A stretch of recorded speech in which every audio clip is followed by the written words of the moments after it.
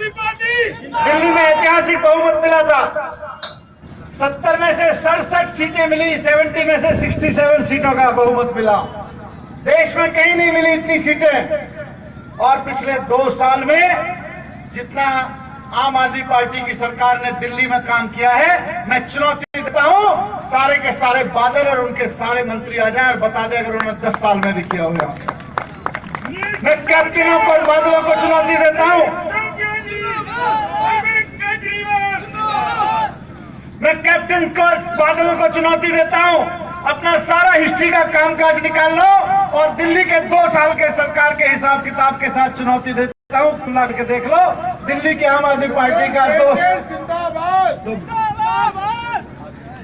दिल्ली में 2 साल में जितना काम किया आम आदमी पार्टी की सरकार ने, क्योंकि दिल्ली के लोगों ने ऐतिहासिक बहुमत दिया था, 2 साल में ऐतिहासिक काम किया है। कांग्रेस की जितनी भी सरकारें बनी, बादलों की सरकार जितने भी दिन रही, आप बता दो कितना किया हो।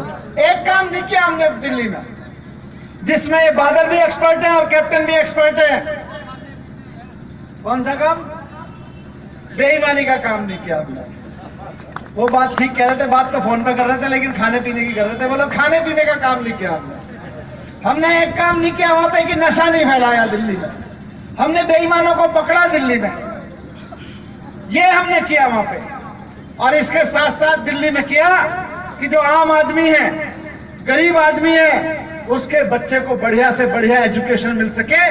दिल्ली के सरकारी स्कूलों को आप जाके देखो, आपके जानकार रहते होंगे, अभी मान साहब भी बोल रहे थे, तमाम लोग यहाँ पे आप सबके लोग जानकार दिल्ली में रहते होंगे। आप पूछो दिल्ली में अपने लोगों को फोन करके कि दिल्ली के सरकारी स्कूलों का पिछले 2 साल में कितना बदलाव आया है। गरीब लोगों के, आम लोगों के बच्चे पढ़ते हैं वहां पे, उनकी जिंदगी बदलने लगी है। गरीब लोगों को भरोसा हो गया है कि हमारे बच्चे भी सरकारी स्कूल में पढ़ के कुछ बन सकते हैं। सरकारी स्कूल में स्विमिंग पूल बनवाया हमने, सरकारी स्कूल में। यहां तो मैं कहता हूं पूरे पंजाब में, बादल साहब आप एक स्कूल बता दो, कैप्टन साहब आप भी मुख्यमंत्री रहे हो, आप एक स्कूल बता दो जहां पे आपने सरकारी स्कूल में ढंग का काम करवाया हो। हमने 1000 सरकारी स्कूल थे, 1000 सरकारी स्कूलों को शानदार बनवा दिया और वहां पे अब शानदार पढ़ाई हो रही है, बच्चों की बहुत बढ़िया पढ़ाई हो रही है वहां। ये कांग्रेस के लोग, बीजेपी के लोग, अकाली के लोग प्राइवेट स्कूल चलाते हैं, धंधा बना रखा है इन्होंने शिक्षा को, टीचिंग शॉप चला रखी है। एक आम आदमी अपने बच्चों को सरकारी स्कूल में पढ़ाना चाहे तो पढ़ाई नहीं होती है ठीक से। अगर प्राइवेट स्कूल में पढ़ाना चाहे तो प्राइवेट स्कूलों ने लूट का धंधा मचा रखा है। एडमिशन में फीस वसूली होती है, हर महीने की फीस इतनी वसूली होती है, पता नहीं कितनी बढ़ा देते हैं। हमने दिल्ली में हमसे पहले हर साल 10 से 15%, 20% फीस बढ़ाते थे। पिछले साल हमने एक स्कूल को भी सरकारी फीस नहीं बढ़ाने, अपनी फीस नहीं बढ़ानी दी, एक भी प्राइवेट स्कूल को। बल्कि जिन्होंने बढ़ा के ले ली थी उनसे वापस करवाई, कई स्कूलों से वापस करवाई। और इस बार सारे खाते चेक करा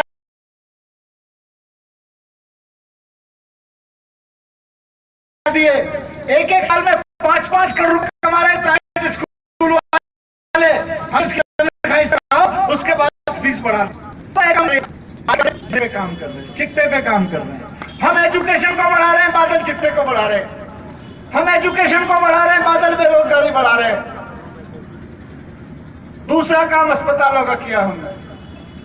वहां पे गरीब से गरीब आदमी बीमार होता है, दिल्ली में सोचता था पहले क्या डॉक्टर, सरकारी अस्पताल में जाओ डॉक्टर धमकाता है, दवाई नहीं मिलती।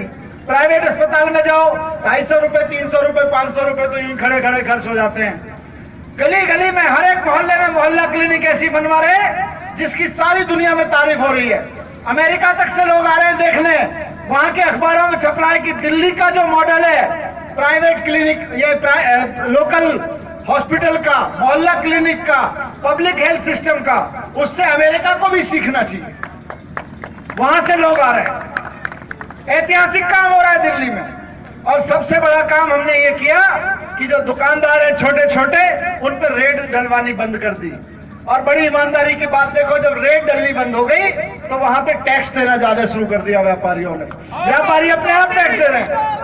हमने चीजें सस्ती कर दी, टैक्स बढ़ रहा है अपने आप। और नौजवान यहाँ खूब सारे खड़े हैं। आप आज के अखबार उठा के देखो, दिल्ली के पिछले 2 साल में हमारी स्पोर्ट्स नीतियों की वजह से हमने खेल को और एजुकेशन को वहां पे इतना बढ़ावा दिया है। आज नेशनल गेम चल रहे हैं दिल्ली में, स्कूल्स के सारी जगह दिल्ली टॉप आ रही है, सिर्फ इसलिए क्योंकि हमने स्पोर्ट्स को बढ़ावा दिया। वहां पे हमने स्पोर्ट्स में पैसा डाला। हमने कहा बच्चों को पैसा दो।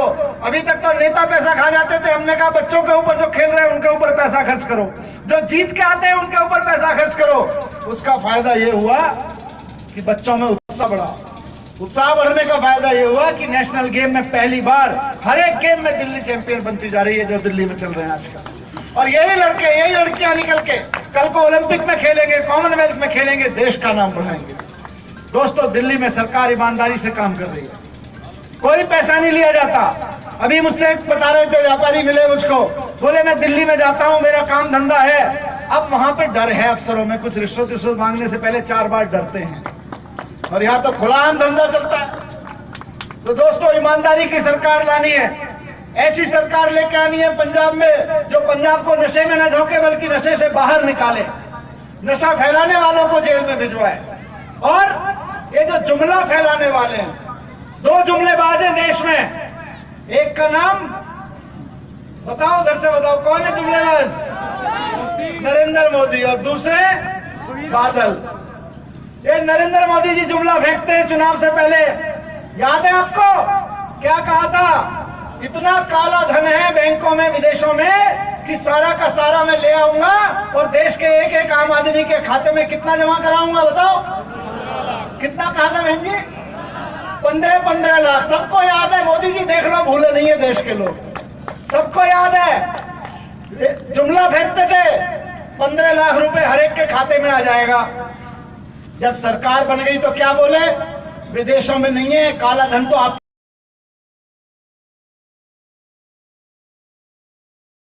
खातों में।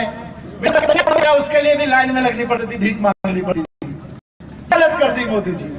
और दूसरे जुमलेबाज ये हैं जो मैं सुनता था, कहते थे हम पंजाब में ये कर देंगे, पंजाब में वो कर देंगे, और क्या कर दिया? पंजाब को नशे में झोंक दिया बाप बेटे ने मिलकर, और साले जीजा ने मिलकर नशे में झोंक दिया। पंजाब की हालत, पूरे व्यापारियों की हालत खराब होती जा रही है। सड़क पे कोई ढाबा बनता है तो मुझे बता रहे थे कोई, उसमें से भी बादल टैक्स चला जाता है। सड़क पे कोई बिजनेस खोलता है, उसमें से भी बादल टैक्स चला जाता है। पूरे पंजाब की हालत ये हो गई है। और वो कहते थे हम पंजाब को ये कर देंगे, संघाई बना देंगे, हम पंजाब, पूरे पंजाब का खून चूस लिया इन्होंने सबने मिलकर। दोस्तों, वक्त आ गया है, चुनाव का वक्त सबसे बड़ा वक्त होता है बदला लेने का। इन लोगों ने 10 साल पंजाब का खून चूसा है, उस खून चूसने के नाम पे एक एक वोट इनके खिलाफ लगाना। दोस्तों, एक एक आदमी की वोट इसलिए ना पड़े कि नरेंद्र भाई को एमएलए बनाना है, बल्कि इसलिए पड़े कि इन बादलों को और कैप्टनों को हराना है, इनके हाथों पंजाब को नहीं देना दोबारा। इनके ऊपर झाड़ू लगानी है, इनके अत्याचार के, इनके जुल्म के ऊपर, इनके भ्रष्टाचार के ऊपर झाड़ू लगानी है। पूरे देश में अरविंद केजरीवाल का नाम हो रहा है। जहां जहां भ्रष्टाचार की बात होती है, लोगों को लगता है एक ही आदमी है जो देश में भ्रष्टाचार खत्म कर सकता है, उसका नाम है अरविंद केजरीवाल। और वो अरविंद केजरीवाल सारा काम काज छोड़ के पंजाब में लगे हुए हैं। उनको बताया कि पंजाब को नशे से मुक्त नहीं कराया तो देश खड़ा नहीं हो सकता। उनको बताया कि अगर पंजाब का आदमी, पंजाब का युवा उस काम पे नहीं लगा जिस काम पे वो पहले लगा हुआ था, खेती किसानी के काम पे, व्यापार के काम पे, फैक्ट्रियों के काम पे, तो पंजाब खड़ा नहीं हो सकता। और पंजाब खड़ा नहीं हो सकता तो देश खड़ा नहीं हो सकता। इसलिए काम काज छोड़ के, सारे देश का काम छोड़ के पूरे दिन पंजाब के ऊपर लगे रहते हैं, पूरा समय पंजाब को दे रहे हैं। तो दोस्तों, बहुत अच्छा माहौल है। आपको थोड़ा सा और मनाना है। जैसे जैसे चुनाव नजदीक आएगा, बहुत पैसा कमाया इन लोगों ने, बहुत पैसा कमाया। आपकी कमाई का खून चूस चूस के, टैक्स का पैसा चूस चूस के, सड़कों के नाम पे, बसों के नाम पे, टेलीविजन के नाम पे, सारा पैसा आपके नाम कमाया हुआ है। इसी पैसे में से ये कुछ पैसा बांटने भी है,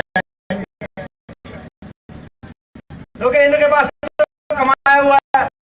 हम तो खाली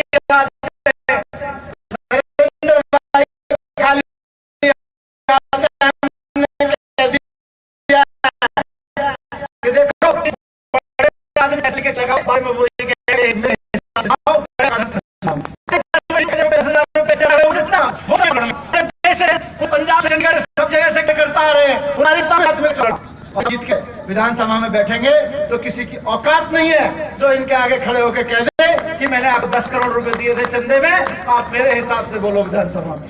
किसी की औकात नहीं। और ये तो खुद पंजाब यूनिवर्सिटी से इकोनॉमिक्स के स्टूडेंट रहे हैं, इकोनॉमिक्स को भी समझते हैं। इनको जो ये बादलों की इकोनॉमिक्स है सब समझाना इनको विधानसभा में बैठ के। आप इनको विधानसभा में भेजो, ये बादलों की इकोनॉमिक्स खराब करेंगे, क्योंकि इनको इकोनॉमिक्स खराब करनी है उनकी। आप इनको वोट दो। इनको वोट देने का मतलब सिर्फ झाड़ू पे वोट लगाना नहीं है, ईमानदारी के पंजाब पे, नशा मुक्त पंजाब पे वोट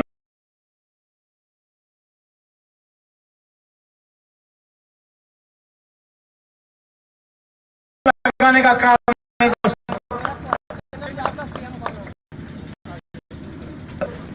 आपका एमएलए कौन होगा ये सुन लो। आपको इनको एमएलए बनाना है। ये एमएलए बनाएंगे तो सीएम बनेगा ना भाई। कहां गए ये एमएलए बनेंगे तो सीएम बनेगा ना। इनको एमएलए बनाना जरूरी है। आम आदमी पार्टी जिंदाबाद, आम आदमी पार्टी जिंदाबाद, आम आदमी पार्टी जिंदाबाद, नरेंद्र सिंह शेरगिल जिंदाबाद, नरेंद्र सिंह भाई नरेंद्र शेरगिल एमएलए बनेंगे। आपकी विधानसभा की सीट पर वहां जाके बैठेंगे जो विधानसभा में है, उसके बाद मुख्यमंत्री बनने की बात आती है। आप झाड़ू पे मोहर लगाइए। और मैं आपको एक चीज कह रहा हूं, पंजाब को नशा मुक्त बनाना है, पंजाब को रोजगार, पंजाब की फैक्ट्रियां ठीक करनी है, पंजाब के किसानों का हाल ठीक करना है, पंजाब के गांवों का हाल ठीक करना है। और मैं आपसे गारंटी देके जा रहा हूं, ये सारा काम आपके लिए अरविंद केजरीवाल करवाएंगे। आम आदमी पार्टी जिंदाबाद। पंजाब, अभी ये भाई पूछ रहे थे पंजाब का मुख्यमंत्री कौन बनेगा। देखो मैं आपको एक चीज कह दूं, आप ये मान के चलो कि पंजाब का मुख्यमंत्री तो अरविंद केजरीवाल बनने वाला है। सही बोल रहा हूं आपको। जो भी मुख्यमंत्री बने, लेकिन अरविंद केजरीवाल की जिम्मेदारी है कि जो वादे आपसे करके जाए वो पूरे करवाएंगे। ऐसे ही छोड़ देंगे पंजाब को।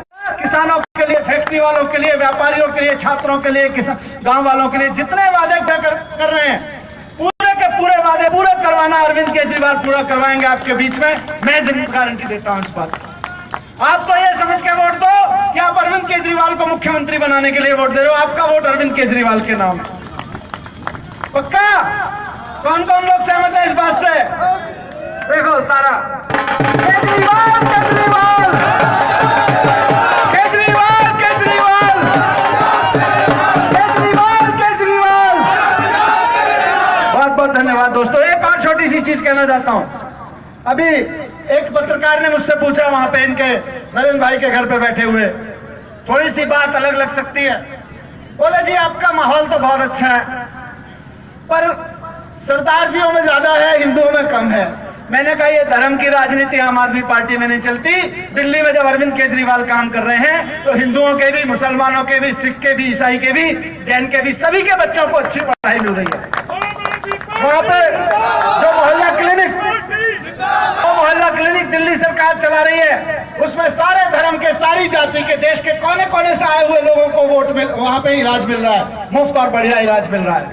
आज पंजाब का हिंदू, पंजाब का मुसलमान, पंजाब का सिख, पंजाब के सारे धर्म के लोग अरविंद केजरीवाल के साथ हैं। दोस्तों, इस तरह धर्म की राजनीति में बहुत हो गई। देश को धर्म की राजनीति में मत बांटो। जो लोग ये अफवाह फैलाने में लगे हुए हैं, उनको मैं कहना चाहता हूं कि अरविंद केजरीवाल एक ऐसा नेता है देश में जिसके पीछे लोग अपनी धर्म और जाति पीछे छोड़ के